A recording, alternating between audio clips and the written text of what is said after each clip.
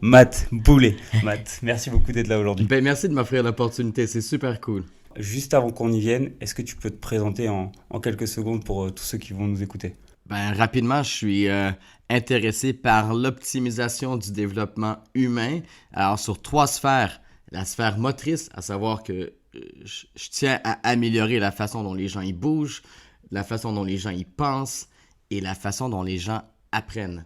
Alors, au final, mon objectif, c'est d'optimiser le potentiel humain et j'utilise différentes techniques qui sont basées sur des concepts neuro, entre autres la posturologie et la neurologie fonctionnelle. Après, l'idée, c'est qu'il faut développer des outils, parce que d'en parler, c'est bien. Mais les cours de l'Institut IP, c'est quoi? C'est des outils pratiques, comme tu commences à voir et que tu vas avoir davantage demain, où on est capable de regarder le mec et de dire, regarde, tu as des déséquilibres quand tu fais des soulevés de terre, quand tu fais des épaules jetées. On va aller aux causes. Et les causes, c'est quoi?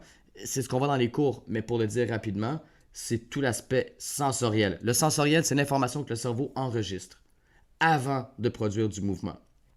Le problème avec la plupart des techniques structurelles, c'est qu'on considère que le sensoriel, il fonctionne bien.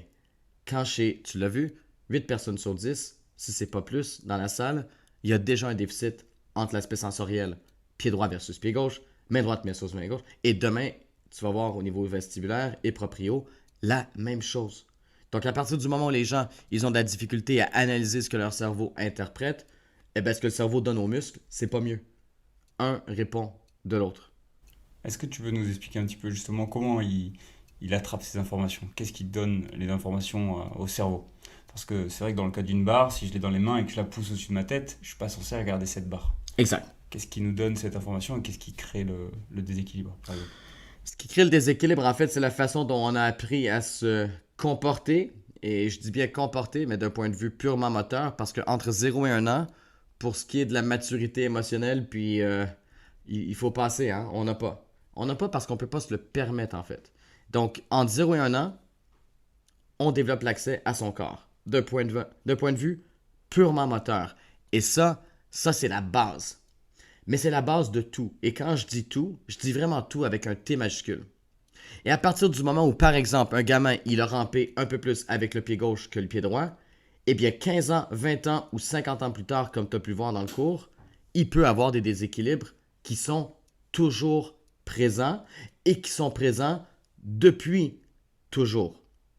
À ce moment-là, les gens, ils aiment bien blâmer le fait qu'ils ont fait des squats il y a 3 jours et que c'est à cause de ça qu'ils ont des problèmes. Maintenant, il faut leur faire comprendre que s'ils ont des problèmes, c'est à cause du fait qu'ils ont des déséquilibres depuis à peu près toujours et que peut-être s'ils n'avaient pas fait de squat, aujourd'hui, ils auraient moins de symptômes. Mais dans 2 semaines, ou dans 3 ans, ou dans 15 ans, il y a des bonnes chances qu'ils aient encore des enjeux à gérer, qui sont des enjeux qui les ralentissent en fait. Tu nous as appris tout à l'heure un petit peu que finalement notre rapport au monde était très tôt, c'est des parties les plus lointaines de nous qui nous permettent finalement d'apprendre le danger, en tout cas ce qu'on peut visuellement, Mhm. ce qu'on peut toucher, pardon, et ce qu'on peut appréhender aussi de par les pieds. Est-ce que tu peux nous expliquer un tout petit peu plus le chemin presque neuronal qui se crée quand je crée un déséquilibre? Comment ça se passe? Ben, je vais te donner un exemple parce que sinon ça devient trop complexe. Mais le gamin, par exemple, puis c'est l'exemple du cours qu'on a fait aujourd'hui. Ouais.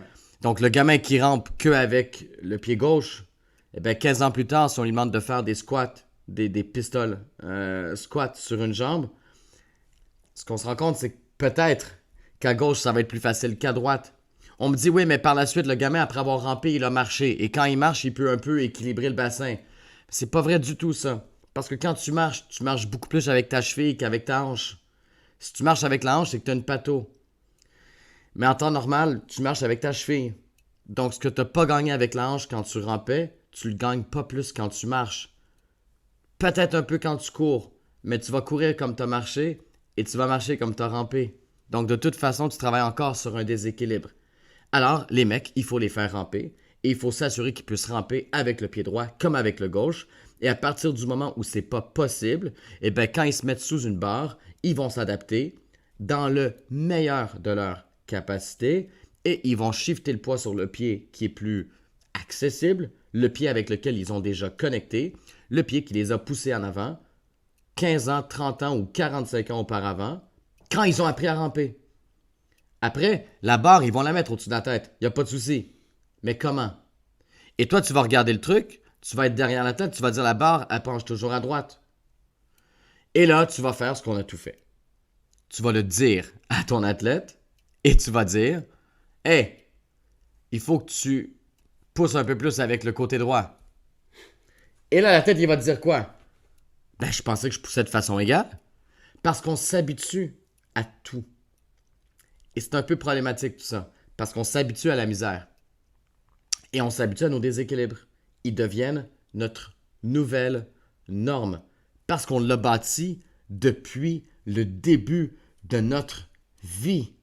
Alors le mec qui a 27 ans, on se dit il est jeune, il est en forme, il ne devrait pas avoir de troubles. Ça fait 26 ans qu'il a son déséquilibre. Parce qu'il a dû maîtriser à peu près 70 mouvements sur 12 mois pour tenir debout. S'il n'a pas exploré sa motricité de façon complète, de façon globale, eh bien à ce jour, il joue sur des déséquilibres qu'il a depuis toujours. C'est simple, c'est accessible, c'est même un outil qui est démocratique. Tout le monde peut faire des exercices de motricité. En soi, ça coûte rien. Puis la motricité, en fait, comme c'est les premiers acquis de l'être humain, c'est ceux sur lesquels tous les autres dépendent. Donc, à partir du moment où on a une bonne motricité, mais absolument tout est possible. Et ça, il faut le dire plus. Tu as parlé aujourd'hui d'enfants qui étaient capables de gérer une tablette à 3 ans, Oui. mais incapables de finalement acquérir leur motricité naturelle, c'est-à-dire même ramper. Oui. Et si tu avais 3 conseils à donner à des parents avant qu'ils deviennent des parents moins bons, du coup. Oui. L'idée, c'est qu'il y a 3 choses qu'on peut facilement suggérer. 1, c'est tolérance zéro pour les tablettes ou les téléphones avant 3 ans. Les études sont claires, et ce sont des études, c'est plus des opinions, qu'avant 3 ans, le cerveau, il ne peut pas gérer l'information des tablettes ou des cellulaires de façon avantageuse. En fait, ça a des effets négatifs sur le système dopaminergique et sur le développement moteur de façon plus générale. On pourrait s'étendre, mais on n'a pas le temps. Le deuxième truc, c'est le plus possible, il faut permettre aux pieds des bébés d'être mobiles. Alors, le moins possible, les chausser avec des souliers. Et si on a affaire dans les souliers, il faut choisir ceux qui sont les plus flexibles. On va me dire, oui, mais les chevilles sont faibles. Oui, mais si on veut qu'elles deviennent fortes, il faut que le pied puisse bouger. Et si le pied n'a pas accès au mouvement, eh bien, elles seront faibles pour toujours. Et ça, c'est pire. La troisième chose qu'on peut suggérer, déjà, c'est d'éviter tous les gadgets supposément avant-gardistes, comme les Yupala, qui en fait, ou les marchettes, qui prématurément demandent à l'enfant de se verticaliser avant même qu'il ait passé par ces phases de développement tout à fait normales, inscrites dans son code génétique et qui représentent l'évolution de l'espèce humaine et des espèces qui l'ont précédée. Ok. Ce serait ramper, ensuite. Entre autres, ramper, se tourner d'un côté, se tourner de l'autre, développer de l'appréhension au niveau des mains, au niveau des pieds. Et en fait, 72 mouvements, mais déjà ramper et se retourner d'un côté et de l'autre, ça bonifie déjà plusieurs systèmes. Alors, il y a ramper ventre au sol, il y a ramper à 4 pattes, il y en a plusieurs autres. Mais l'idée, c'est déjà de donner accès au mouvement, autant lors du sommeil que lors des phases d'éveil. Et à ce moment-là, c'est vrai que l'idée, c'est de permettre le maximum de mouvements possibles, tout le temps. L'idée, c'est, ok, je suis un préparateur physique. Et si je fais justement ces réajustements nerveux, sensorimoteurs, est-ce que ça m'empêche de devoir continuer ce travail de profondeur? Parce que j'imagine que quelqu'un qui a été désadapté pendant 25 ans, il y a bien des endroits où je dois bosser spécifiquement avec lui dessus. Maintenant, c'est la question que je voulais te poser, c'est est-ce que ce travail, il est inutile? Est-ce qu'il se fait après? À quel point tu laisses la part à la personne qui fait le boulot dans la prépa, par exemple? Tout est bon. C'est bon. Maintenant, il y a des trucs qui sont meilleurs que d'autres. Ouais. Mais tout est bon. Et c'est vrai parce que si un outil existe, c'est qu'il a une validité. Alors, par le fait même, il a sa raison d'être. Après, c'est de savoir on fait quoi et on le fait quand. Ouais. Et dans quel ordre. Alors moi, ce que j'aime faire, je te dis pas que c'est la bonne chose à faire, c'est ce qui fonctionne le mieux pour moi, puis j'ai quand même pas mal étudié tout ce qui se fait là. J'aime commencer avec un mélange posturologie, patron moteur, et dans les 3 premiers mois de l'intervention, pour ceux qui ressentent le besoin de faire plus, je leur dis go. Ok. Parce que ça peut que aider tout le monde. Mon but, c'est qu'ils aient de moins en moins besoin d'intervention de nature corrective. Parce que de toute façon, c'est pas normal d'avoir besoin d'un traitement. C'est pas normal. Ça, c'était une phrase que j'ai retenue aujourd'hui.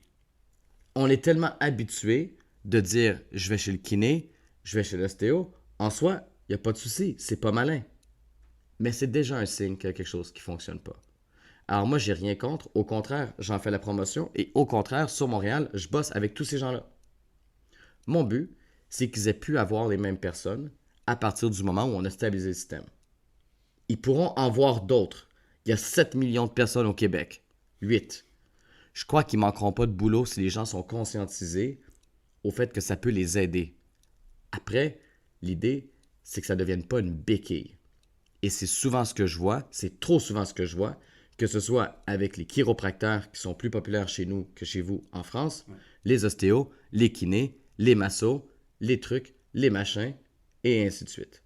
Ça devient une béquille où les gens me disent mot pour mot, si je ne vais pas voir le X, Y ou Z à toutes les 1, 2 ou 3 semaines, je ne peux plus fonctionner.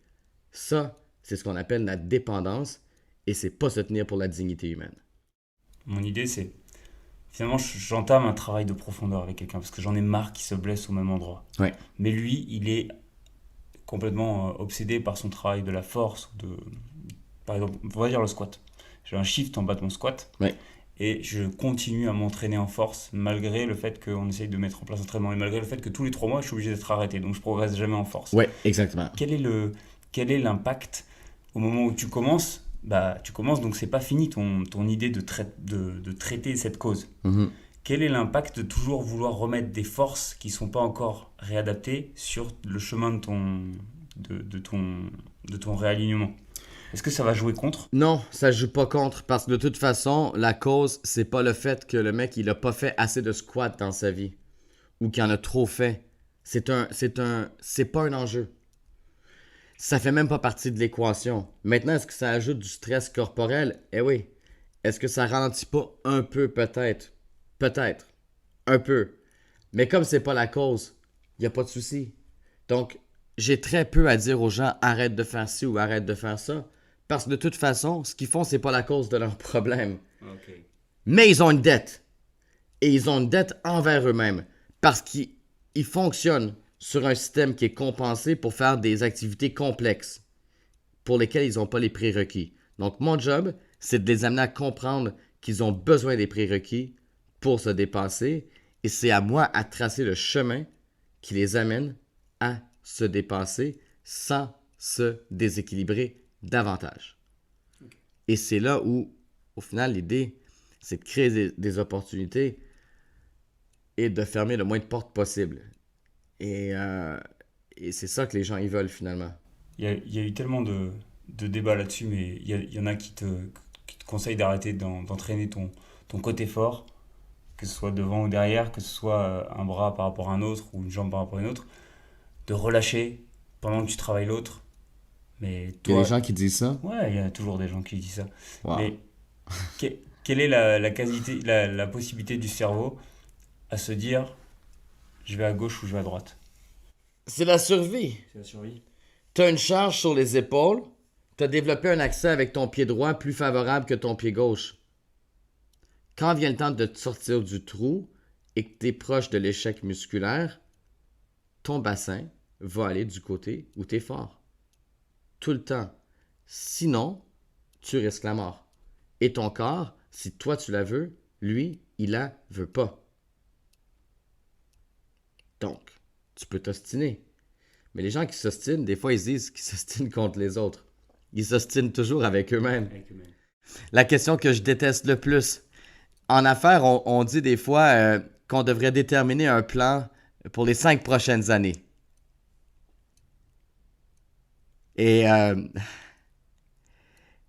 cette question-là, elle est intolérable, en fait. Parce que si tu m'avais dit il y a 5 ans que je serais ici avec toi, Ouais. jamais, jamais j'y aurais cru. Alors, de demander à des gens de stipuler ce qu'ils croient qui est possible pour eux dans 5 ans, quand ils n'ont même pas accès à qui ils sont à l'heure actuelle, c'est de créer nécessairement des limites. Et pourtant, cette question-là, elle est toujours posée dans le sens où on veut élever les gens. Mais tu as un plan dans 5 ans, dis-moi. J'ai un plan pour aujourd'hui et j'ai un plan pour demain. Et après, en toute sincérité, j'en ai à peu près aucune idée. Mais j'ai des principes fondamentaux et j'ai des valeurs sur lesquelles je renonce jamais. Ok. Et c'est ce qui fait que dans 5 ans, je vais sûrement, avec Tony et avec toi, si tu veux jouer le jeu, être rendu beaucoup plus loin qu'on peut l'imaginer. Et c'est comme ça qu'il faut raisonner d'après moi. À dans 5 ans et même plus. Et, Merci beaucoup.